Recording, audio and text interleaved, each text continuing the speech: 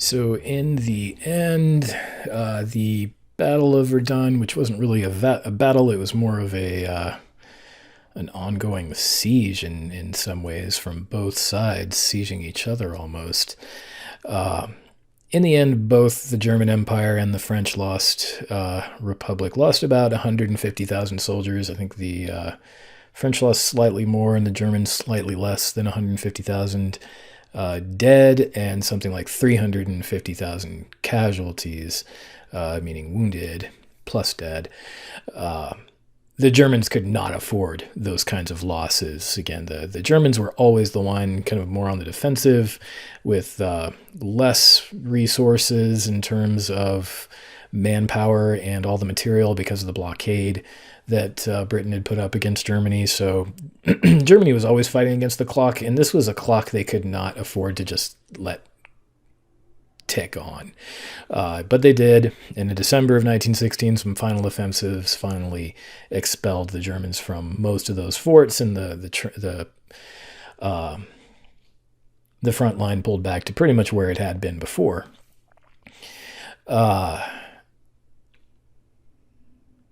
For the French, though, it was also devastating to have to fight for that long. They couldn't really afford the losses either. And the French did a little bit better job than the other combatants in pretending the war was not as bad as it was, which is interesting given that the war was happening on French soil, French and Belgian soil for the most part, especially French, and the whole war on the Western Front was about trying to take Paris. That was the point of the Western Front. Even though that was true, and the French were very conscious that they were defending the heart of their country, which was that Ile-de-France, the Paris region, from continued incursion by the Germans, and they're defending it in this Picardy, Alsace-Lorraine area, all this, and in the Belgian frontier. The French did about the best job of anyone of kind of keeping the morale of the people up. The morale of the soldiers was bad, which we'll see in the following year, but the morale of the people was pretty good. The French got pretty good at propaganda by 1916. A couple of the biggest heroes of the war for France who became these national heroic figures were like Robert Nivelle, who eventually became the overall commander of the French armies, replaced Joffre. A number of the flying aces, once the Allies got a little bit better at the aircraft production and making better aircraft by fall of 1916, so the Allies started to do better in terms of control of the skies. The German production could no longer keep up for lack of supply. So a number of the fighter aces that became famous came out of Verdun for the Allies, for the French especially, and Philippe Pétain became also one of the heroes of Verdun. Like all these, the generals out of Verdun and the various what soldiers you could point to, and even like the logistics. There was a road that went to Verdun, which became like a national symbol because this road was like the artery of life for France surviving this onslaught, and that the French developed a pretty sophisticated system of keeping supplies going to Verdun nonstop, and they had a sophisticated system of if a truck would break down, they conscripted like every truck they possibly could. There weren't that many motorized trucks in the country in 19 teens, and they conscripted like every single one, and they widened the road a little bit. It was a fairly narrow European road,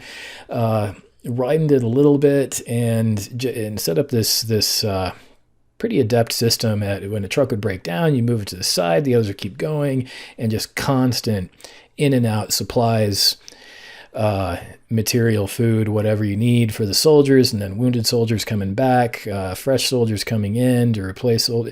And so that system worked pretty well, and then the people who ran those logistics became kind of heroes. So Verdun produced some of France's proudest moments, even though it took severe losses, and a number of the figures became heroes of it. The stretched out nature of Verdun confused a lot of the war effort around the world. Austria-Hungary was trying to do an incursion into Italy a little bit ever since Italy had joined the war.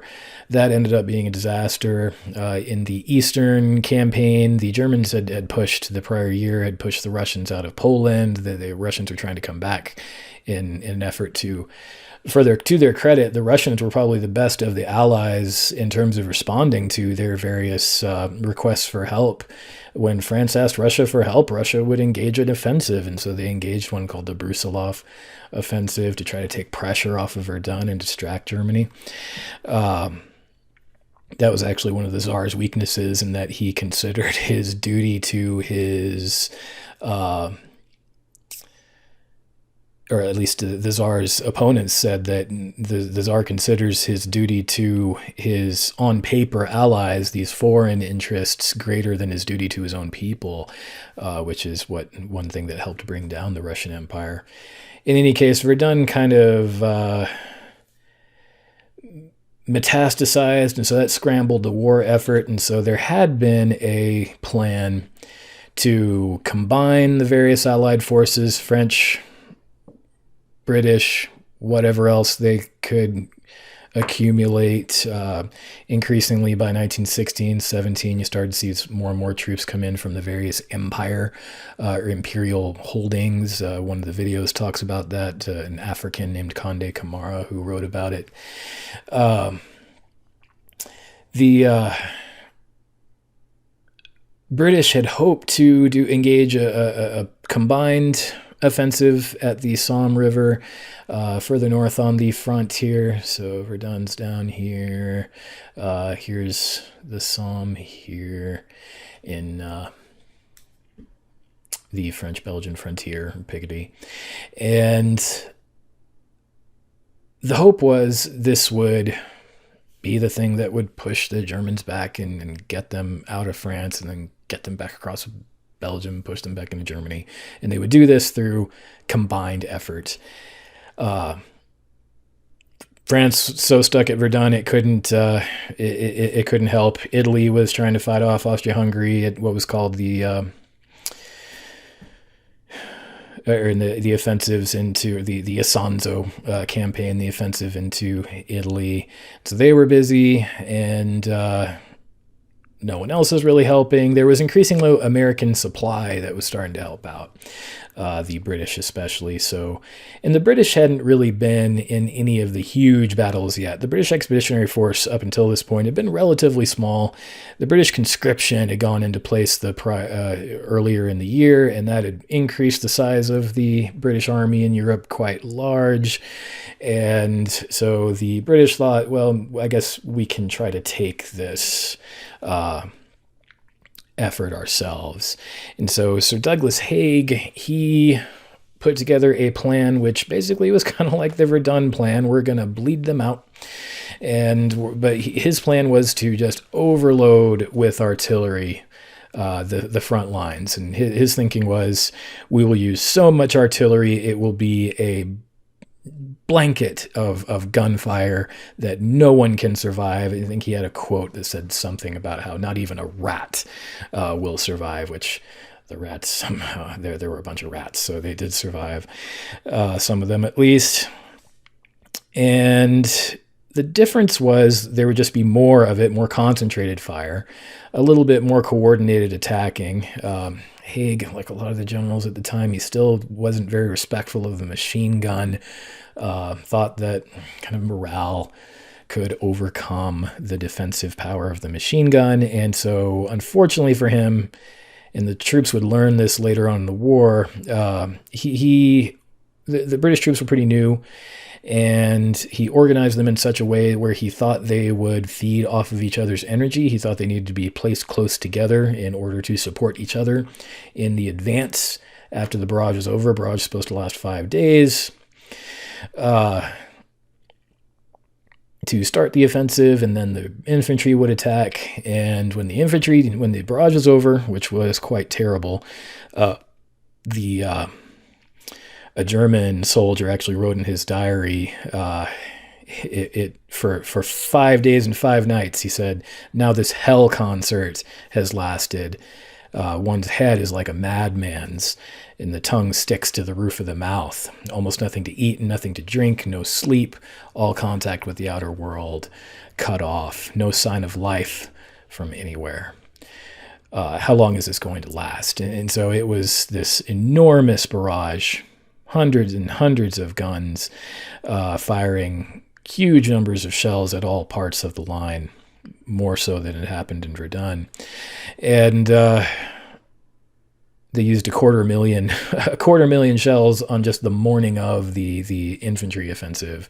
And there was something like 1.5 million shells landed on that part of the line throughout the 5 days. So then the infantry advanced, and they were packed very close together. And even though it had been very tough to to sit through that barrage, remember the German lines were better. The German strategy throughout the whole war had been kind of a controlled retreat, and so they had taken more time to build their trenches into something more sturdy. And there had been a lot of deaths, but also a lot of soldiers, German soldiers, survived that barrage, and then the machine guns just tore apart those British attacking forces on that first day of the Somme, because they were just so tightly packed together and kind of walking in formation pretty much. They were instructed not to take cover, which later in the war would change, where the soldiers would use cover and concealment from the barrages themselves. And the attack also occurred later than it was supposed to, and that made it easier for the German machine gunners to see these infantrymen coming across. It was just a huge death trap. The Germans were astonished how orderly the advance was, and they tore them down in waves. It was so bad that finally, when some of the British started pulling back, when their units would be so destroyed, some of the German machine gunners would just stop. They couldn't fire anymore, just out of sheer anxiety over having killed so many people so quickly. Some of the other attacks besides that main BEF one did succeed a little bit better, and so the Somme was kind of a slight tactical success. They did push the Germans back a little bit initially, but again, it dragged on after that initial few days, and then for months it became the same thing Verdun was, essentially, and it became just the British version of Verdun, where it was mostly British soldiers involved, remained deadlocked like the rest of the war, really, by the end of 1916.